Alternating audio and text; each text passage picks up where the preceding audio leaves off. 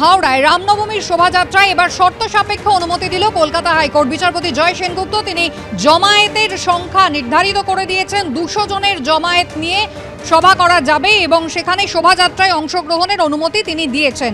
B কলেজের 1 নম্বর gate থেকে রামকৃষ্ণপুর ঘাট পর্যন্ত শোভাযাত্রা করা যাবে, কিন্তু কোনো অস্ত্রের ব্যবহার করা যাবে না, কোনো প্ররোচনামূলক বক্তব্য রাখা যাবে না, এমনটাই জানিয়েছে কলকাতা হাইকোর্ট।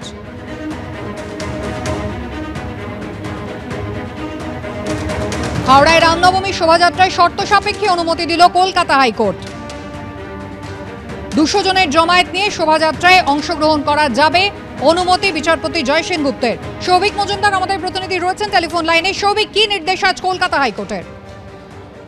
কলকাতা হাইকোর্টের নির্দেশে বলা হয়েছে যে হাওড়ায় বি কলেজের 1 নম্বর গেট থেকে রামকৃষ্ণ ঘাট পর্যন্ত রামনবমীর দিন তারা শোভাযাত্রা করতে পারবেন। মূলত বিশ্ব হিন্দু পরিষদ এবং সহ আরো একটি সংগঠনকে এই মিছিল করার শোভাযাত্রা করার অনুমতি দেওয়া হয়েছে। 200 জন সমর্থক নিয়ে তারা এই শোভাযাত্রা করতে পারবেন এবং কোনো ধরনের অস্ত্র বা কোনো ধরনের প্ররোচনামূলক মন্তব্য এই ধরনের শোভাযাত্রা থেকে সেখানে ব্যবহার করা চলবে না, এই মর্মেই অনুমতি চাওয়া হয়েছে। এবং শুধুমাত্র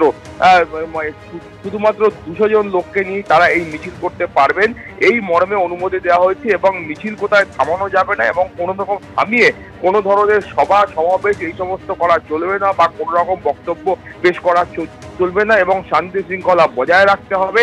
শুধুমাত্র এই মর্মেই অনুমতি দেওয়া হয়েছে কলকাতা হাইকোর্টের তরফ থেকে। আবারও তোমাকে বলবো যে বিশ্ব হিন্দু পরিষদ এবং সহ আরো একটি সংগঠনকে রামনবমীর দিন এই শোভাযাত্রা করবার জন্য অনুমতি দেওয়া হয়েছে। কুসুমিতা,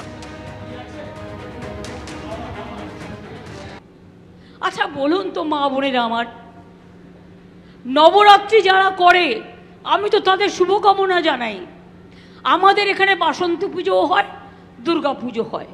বাসন্তী পুজো ছোট করে হয়, দুর্গা পুজো বড় করে হয়। বাসন্তী পুজো হয়, অন্নপূর্ণা পুজো হয়, নীল ষষ্ঠী হয়, চৈত্র সংক্রান্তি হয়, ভাদু উৎসব হয়, বিহু উৎসব হয়। আমি সবাইকেই অভিনন্দন জানাই। ঈদ হয়ে গেল, বড়দিন হয়ে গেল, আগামী দিন আরও অনেক উৎসব আসবে। ভাওয়াই উৎসব হয়, আপনাদের কুচ উৎসব হয়, কত কিছু হয়। যার যার নিজের মতো করে আপনারা করেন। কেউ কখনো বলবে এটা করো না, ওটা করো না, এটা করবে না, ওটা করবে না, হয় কখনো? আপনারা দেখেছেন কালকে ম্যানিফেস্টোয় কি বলেছে? আমি যেটা আগে বলি পরে সেটা অনেকে বোঝে। যখন আমি আগে বলি অনেকে আমাকে ভুল বোঝে, ভাবে আমি ঠিক বললাম কি না। বলেছিলাম মাছের মাথাটা হচ্ছে ক্যাপ আর লেজাটা হচ্ছে এনআরসি আর মধ্যেখানে পেটিটা হচ্ছে ইউনিফর্ম সিভিল কোড।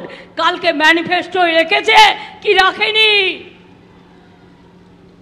মনে রাখবেন, দেশ তো বেঁচে দিচ্ছে। আগামী দিন তপশিলি বন্ধুরা জেনে রাখুন, আপনার আইডেন্টিটি থাকবে কিনা এই আইন পাশ হলে, বিজেপি যদি ক্ষমতায় আসে, থাকবে না।